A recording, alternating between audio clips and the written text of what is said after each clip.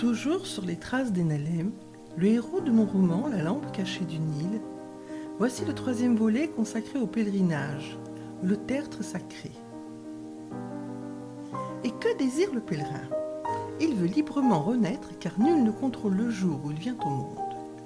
Il a le désir de se mettre en mouvement par l'action de la marche, du corps et de l'esprit afin de se rendre en un lieu chargé de matière spirituelle. Et ceci dans le but de se l'approprier, de s'en nourrir, de s'en servir et de s'en laver, afin de renaître en tant qu'homme nouveau, devenir un homme debout, un autre que celui qu'il fut avant son départ sur les chemins le menant en pèlerinage. Retrouvons Enalem, qui a quitté les hauts plateaux abyssins pour se rendre à Axoum. Après sa rencontre avec le moine Nicodème, que nous avons évoqué dans le premier volet, il va faire un bout de chemin avec une foule de fidèles en déplacement pour Roa. Je rappelle que nous sommes en 1215. Ouvrons le livre, page 23.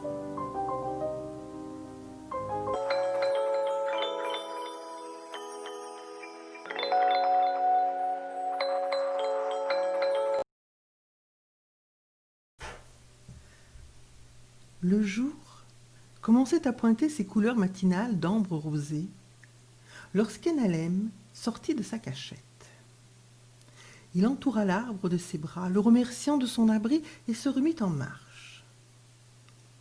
Il y avait déjà des gens sur le chemin qui se rendaient à Roa, la récente capitale du Lasta, à 2600 mètres d'altitude.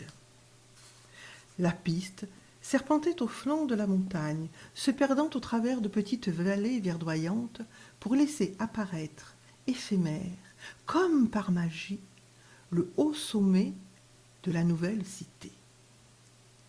Maintenant, c'est une longue file d'hommes et de femmes portant enfants et paquets, voilà, constituant une onde humaine qui avance suivie d'ânes, de chèvres et de chiens. Les fêtes religieuses sont très prisées en Éthiopie. Unis dans un unique esprit, les pèlerins ne forment plus qu'une unique et même personne. L'écho des chants et prières des dévots compose une carapace invisible, les maintenant enfermés dans un écrin de bien-être et procurant à chacun une seule et même protection, emplissant alors les âmes de joie. Un amour fraternel, épousant ainsi le cœur du Christ. Alors, témoins conformes, les pèlerins avancent ensemble, comme le reflet d'une foi puissante, imprégnée dans ce peuple serein, ne s'étonnant pas des mystères des constructions pharaoniques entreprises par leur roi. Les fidèles ont acquis la certitude de ne jamais connaître la peur, de ne pas avoir à craindre les coups de tonnerre qui grondent au-dessus de leur tête, entraînant les nuages dans une danse opaque. Quant à la piste, qui serpentait au flanc de la montagne, elle donnait l'impression d'être éclairée par un rayonnement resplendissant, illuminée par un enchantement divin.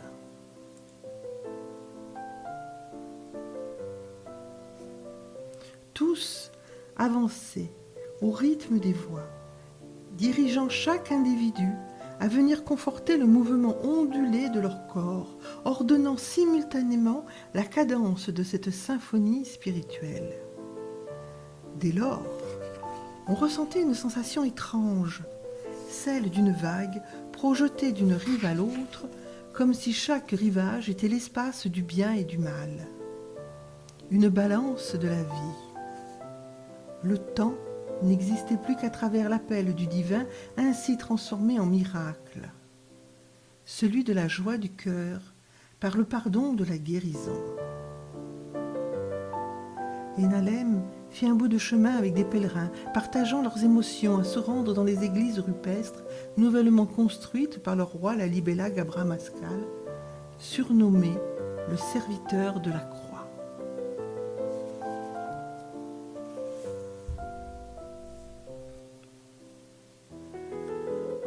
confortons les traditions vécues en 1215, mais vieilles de plusieurs siècles, remontant à l'Antiquité. Notre voyageur arrive à Alexandrie pour la grande fête de l'eau qui réunit depuis des siècles toute la population. Je réserve à ce sujet une rencontre chez le gouverneur, l'émir Hassan Ben Nissim, qui se devait d'organiser les préparatifs avec les différentes administrations de la ville ainsi que les responsables de toutes les religions monothéistes. Rendez-vous à la page 162.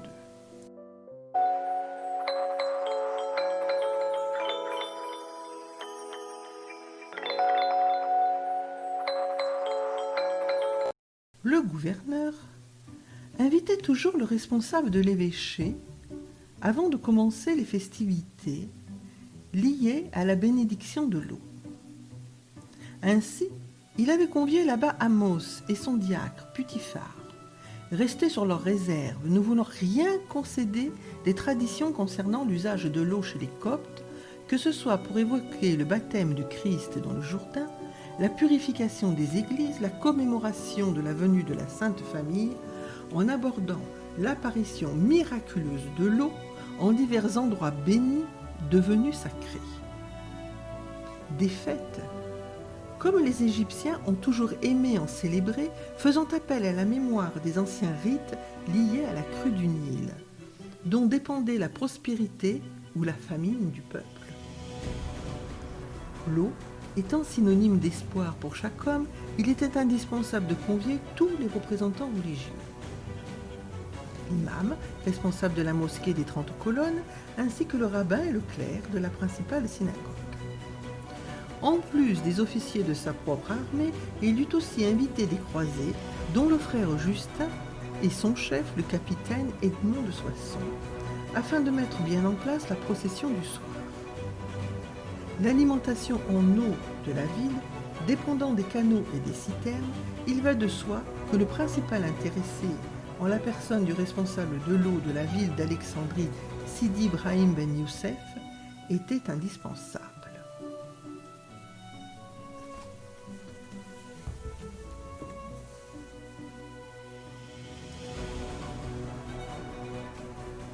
La fête commence par un grand défilé. Écoutons la réaction du diacre Putiphar aux questions posées par Enalem, surpris de ce grand rassemblement dans les rues d'Alexandrie.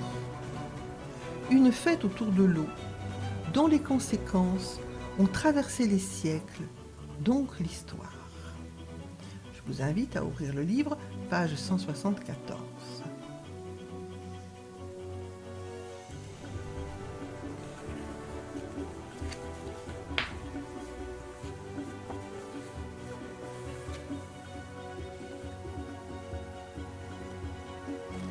Hélène demande à Putiphar: pourquoi cette joie n'est-elle pas toujours lue sur les visages des hommes et des femmes, puisqu'ils en sont capables autour d'une célébration qui ne concerne que les chrétiens? Pas du tout. La fête de l'eau a toujours existé en Égypte. Elle se pratiquait lorsque la crue du Nil avait rempli son devoir, marquant ainsi la prospérité du pays.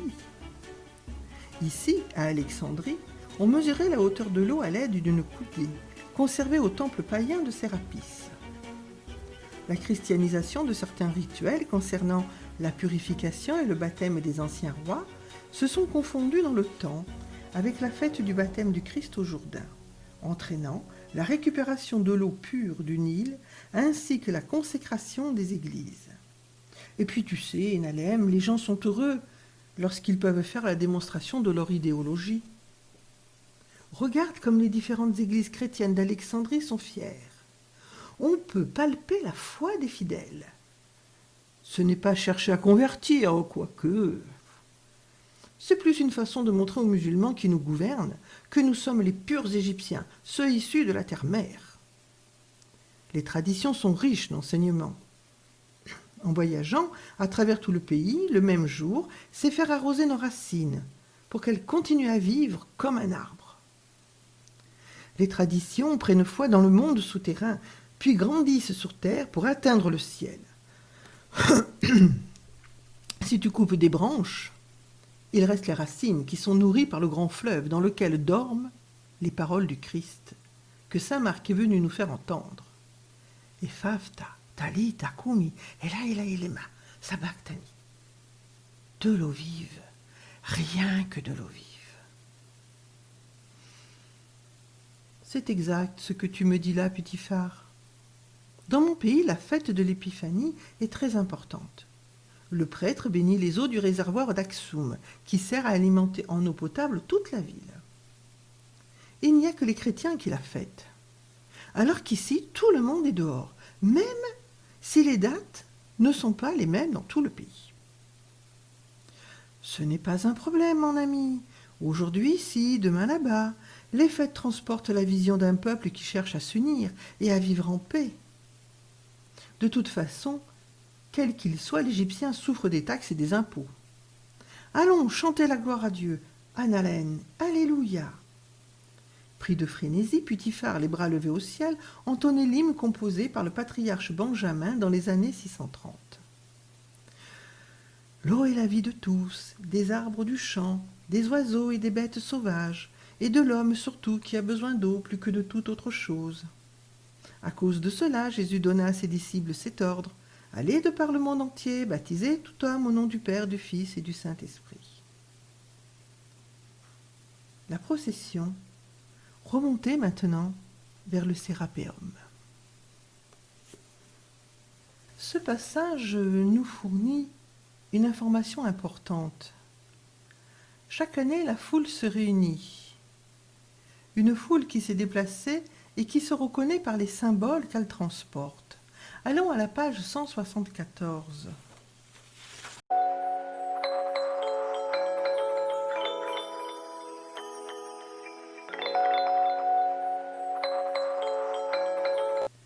Dans chaque famille, on avait prévu un récipient pour apporter de l'eau du canal après que les prêtres l'eurent bénite. Ce sont donc des brocs, des jarres, des tonnelets à la petite fiole qui s'amassaient dans les charrettes tirées par les mules et les ânes en queue de cortège. Enalem aimait beaucoup cette ambiance festive qui permettait le grand miracle de la réconciliation entre les diverses ethnies.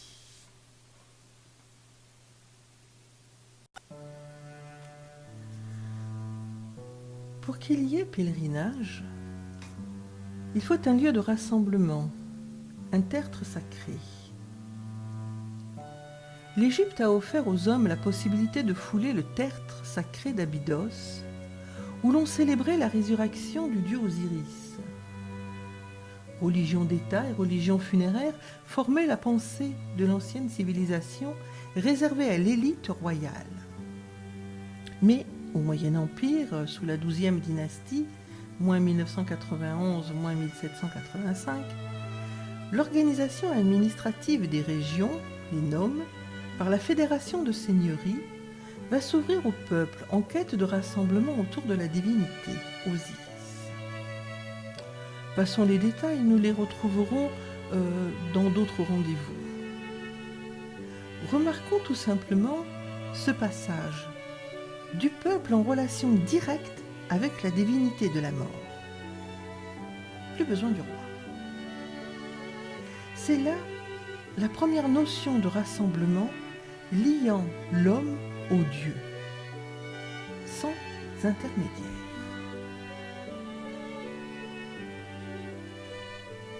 Les Égyptiens sont donc bien préparés à se rassembler. Le voyage de la Sainte Famille est venu conforter cette notion de déplacement pour se rendre en un lieu sacré. Chaque étape de leur voyage se verra transformée en lieu de culte. Chapelle, église, monastère. On y trouvera des objets devenus des symboles. Table de pierre servant d'autel à El Moharak, à El Tahir, l'arbre de Matarié, traces de pieds de Jésus dans la pierre, auge où l'enfant aurait dormi, où Marie aurait lavé le linge, puis de Garnousses, sources, ruisseaux, des lieux qui vont réunir des fidèles autour du cœur de Jésus enfant et dont Marie, épouse et mère, à qui l'Égyptien donnera 4 noms de titulature comme le roi, sera imité par les femmes. Écoutons cette anecdote relatée par frère Moïse qui est toujours d'actualité. Page 402. Yenalen voyage sur le Sandal et sur le Nil, bien sûr, et il fait la rencontre du frère Moïse avec qui il va faire un petit bout de voyage. Ils vont passer tout près de El Taïr et Moïse va lui donner quelques explications. À l'origine, il y avait une grotte près des carrières. C'était un lieu sacré, réservé à des divinités. Un spéos, creusé dans la roche, comme il en existe dans certaines régions près du fleuve lorsque la Sainte Famille est venue en Égypte. On dit qu'elle s'est installée dans ce spéos, y vivant simplement. Lors des cérémonies, aujourd'hui, les gens d'ici apportent des ustensiles en bois que Marie aurait utilisés pour préparer les repas du Seigneur. C'est un peu exagéré, s'exclama le jeune homme. Ne dis pas cela à un copte égyptien, sinon tu vas te faire mettre à l'eau, renchérit Moïse en riant, en lui mettant une tape sur l'épaule. Même le père du désert, saint Antoine, est venu vivre ici, dans cette grotte. L'église a été bâtie en 328 par l'impératrice Hélène, la mère de l'empereur Constantin le Grand. Elle la fera agrandir pour la transformer en sanctuaire dédié à la Vierge Marie, El Adra. Puis, elle emportera dans son souvenir la puissance de ce lieu unique pour ne pas l'oublier. L'impératrice Hélène va garder la disposition originale du sanctuaire sacré de ce temple païen d'époque pharaonique. Elle fera redessiner le plan de base en le transformant pour réaliser celui d'une basilique byzantine. On m'embêtait. Même la mouche.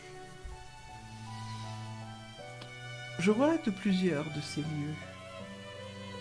Je vous laisse les découvrir dans le livre Cet tertre béni.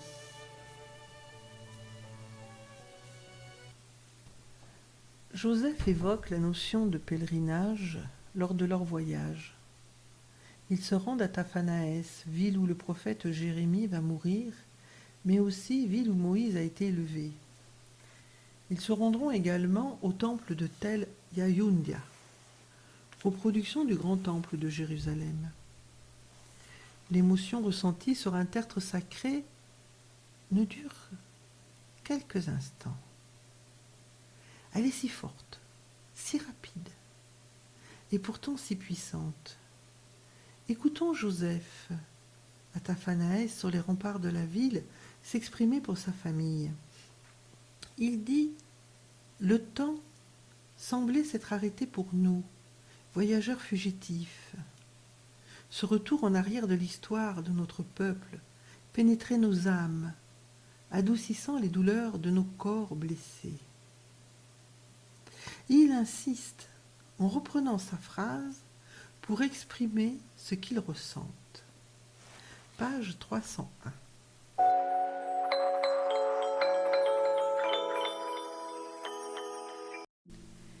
Il me sembla que le temps s'était arrêté, n'existant plus, pour devenir un intervalle suspendu. Une sorte de pause entre deux espaces, où la vie et la mort prennent un nom qui ne doit pas être prononcé. Une pause où l'amour de la vie et des gens heureux du passé viennent se fondre dans une sorte d'extase, un bien-être momentané. Une interruption bienfaitrice dont le mirage s'effacera lorsqu'il faudra se remettre en marche. Ainsi, il y a une place, juste l'espace de quelques instants, comme si un prodige allait se réaliser. Un miracle qui permet de faire vivre au fond de notre âme meurtrie, transformant cette sensation d'ardeur en une espérance divine. Le maître du désir naîtrait-il dans un temps suspendu, ressemblant à ces jardins d'Éden, cachés dans les merveilles de la nature et des petits événements quotidiens. Enalem ne verra pas ces sites visités par la Sainte Famille. Il ne reste que des ruines ou rien du tout. Pourtant, lui aussi se mettra en route en essayant de suivre le chemin du retour de la Sainte Famille, ce qui le mènera à l'ermitage d'Abou Darrag et au fortin, devenu un poste de douane. Page 441.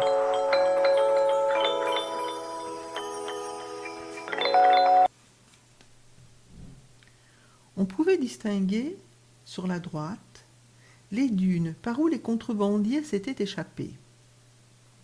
Les chameaux, maintenant, arrivaient au fortin dont la construction typiquement romaine servait de poste frontière. Les bêtes disparurent dans ce qui restait d'une ancienne église, un bâtiment tout en longueur surmonté d'une coupole. Enalem aurait aimé la visiter. Peut-être conservait-il encore des inscriptions à l'intérieur. Il imagina un moment que Marie devait être la sainte patronne de cet endroit, protégeant les marins, apportant des ex-voto à déposer au pied d'une statue la représentant debout, recouverte d'un manteau bleu et tenant l'enfant Jésus dans ses bras, qu'elle regardait avec tendresse.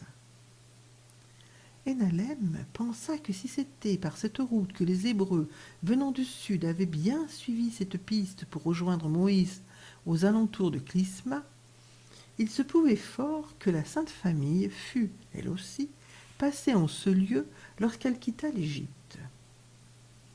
Aucun écrit n'avait précisé la route du retour. Donc, on peut imaginer que Marie-Joseph et leur enfant Jésus, notre Seigneur, avaient emprunté une route connue de leur tribu citée dans la Bible, l'Alia juive. Ce qui expliquerait la présence de l'ermitage dans ce désert hostile, fiévreux et venté, agrippé entre mer et montagne, se battant contre les éléments diaboliques, cherchant à rejeter sur l'autre rive l'enfant au cœur d'or qui les avait vaincus et les vaincra toujours.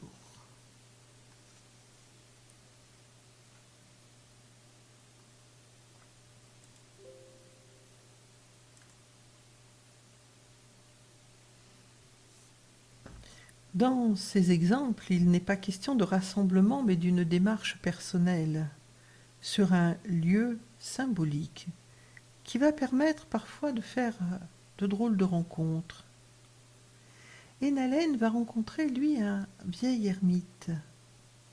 Dans son ermitage, peut-être un petit peu dérangé, mais ayant gardé toute sa sagesse. Et il va conforter le jeune homme dans sa foi, par un geste très simple, une invitation à prier sur la terre foulée par ceux qui ont gardé une lampe allumée. Page 442.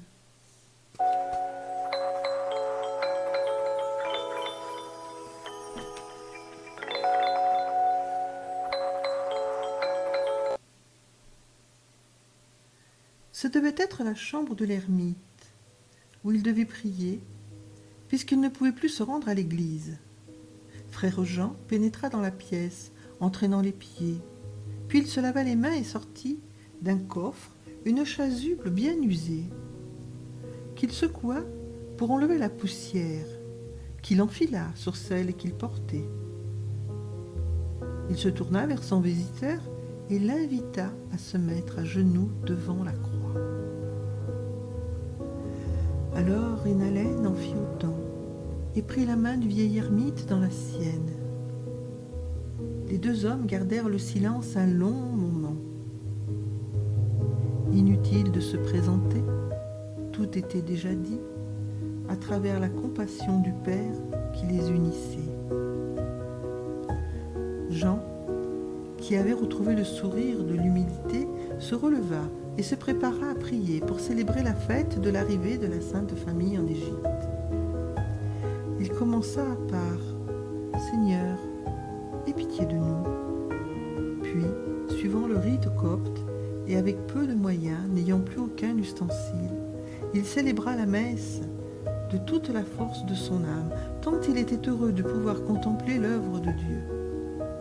Lui si faible et impuissant face aux tribulations qu'auront été sa vie, il avait ce privilège d'aimer Dieu et de se laisser guider dans l'espérance. C'est cette promesse qu'il aimait à se répéter chaque jour. Le Seigneur dit « Voici, je suis avec toi.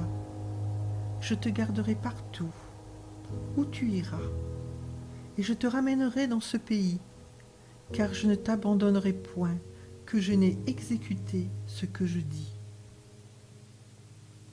Hénalem entrevit que cette espérance avait été celle qui ramena Joseph et sa famille chez eux. Puis il ajouta « Cette promesse est celle de la garde divine. Après les chemins d'épreuve, il y a ceux de la réconciliation. Le retour au pays est un retour dans un pays nouveau, celui de son propre cœur. Mais on ne sait ni le jour, ni l'heure. Le temps est imparti. C'est ainsi que je le comprends. Ce que nous réalisons, nous le faisons par sa force et non la nôtre. Si nous nous perdons, Dieu nous rend à lui parce que c'est son plus cher désir que sa promesse emplit notre pensée. Rappelle-toi, Hénalem, quand je marche dans la vallée de l'ombre de la mort, je ne crains aucun mal, car tu es avec moi, dit le psaume 23. Alors, Hénalem, œil du monde, toi qui as été choisi pour retrouver le papyrus de Joseph, dans quel pays vas-tu partir? Ce ressenti, Hénalem l'avait déjà évoqué lorsqu'il pénètre à Aksum dans la grotte d'Abba Salama, surnommé le révélateur de lumière. À la page 33, rapidement. Hénalem pénétra dans la caverne fraîche et humide où le saint homme Abba Salama venait chercher la paix. L'adolescent se demanda si la paix est ce temps d'arrêt du jour pour descendre lentement dans le silence de son cœur et y reprendre les forces nécessaires afin de retourner à la lumière pour un temps d'espérance. Et il va s'interroger sur cette légende puisque l'on dit que le saint homme, en mourant, a laissé l'ombre de sa croix dans cette grotte. Hénalem se mit à genoux face à l'ombre de la croix d'Abba Salama. Il s'interrogea. Avait-il perdu l'ombre de sa croix comme on perd un membre de son corps? Ou bien était-ce pour rappeler aux hommes qu'ils ne sont pas faits que de lumière? L'homme n'est pas achevé. Le refuser, ne pas le voir, c'est le commencement de l'orgueil dont sont faits les démons. Voici donc une ombre devenue tertre sacré. Et le tableau ne serait pas complet si l'homme souverain ne cherchait pas par quelque moyen de s'approprier ce tertre pour sa gloire. C'est en l'occurrence ce que firent les Romains lors du voyage de la Sainte Famille. Au nord du Caire, il se trouve un lieu très important, Héliopolis, temple solaire primordial de l'Antiquité. Écoutons Joseph, dans ce papyrus, nous raconter ce qui s'y passe. Page 367. Qui nous parle des Romains. Hier, ils sont arrivés avec grand fracas, apportant du matériel transporté par des hommes embauchés dans les villages avoisinants. Les Romains démontent les obélisques pour les emporter à Rome. La ville de l'empereur s'est déjà dotée d'un pic comme d'un cadran solaire. Ils sont persuadés que la pierre provenant de la cité du soleil va agir comme un rayon de lumière, rendant la ville souveraine pure et saine, comme l'enfant qui vient de naître, sans tache, immaculé, qui deviendra l'homme roi autoritaire ayant le pouvoir de l'abondance et de la sécurité pour son peuple.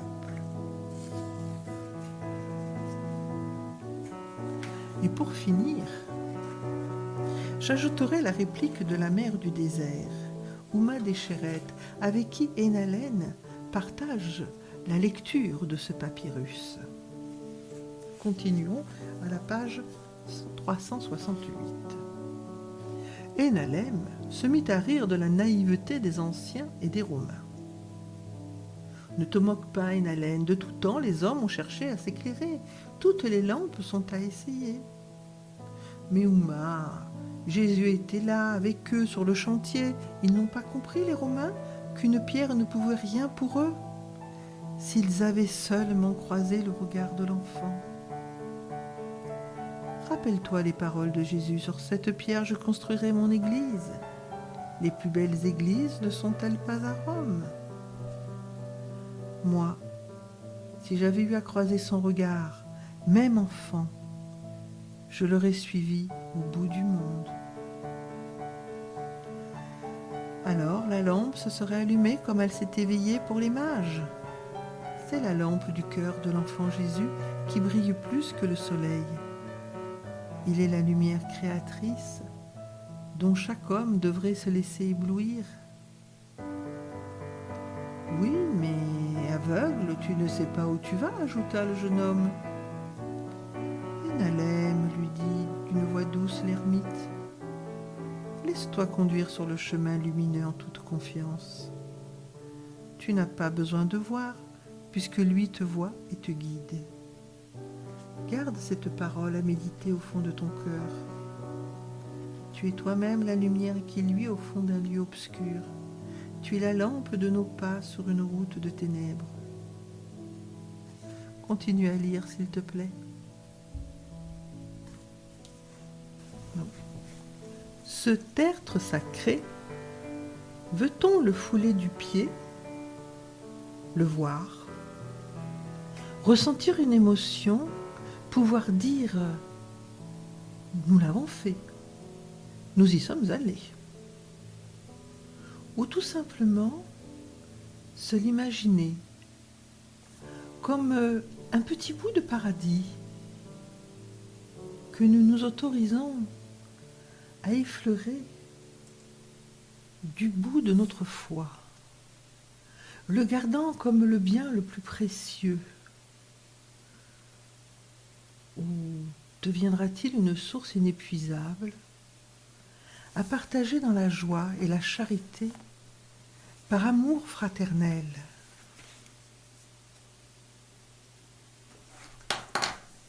Je vous remercie de votre attention.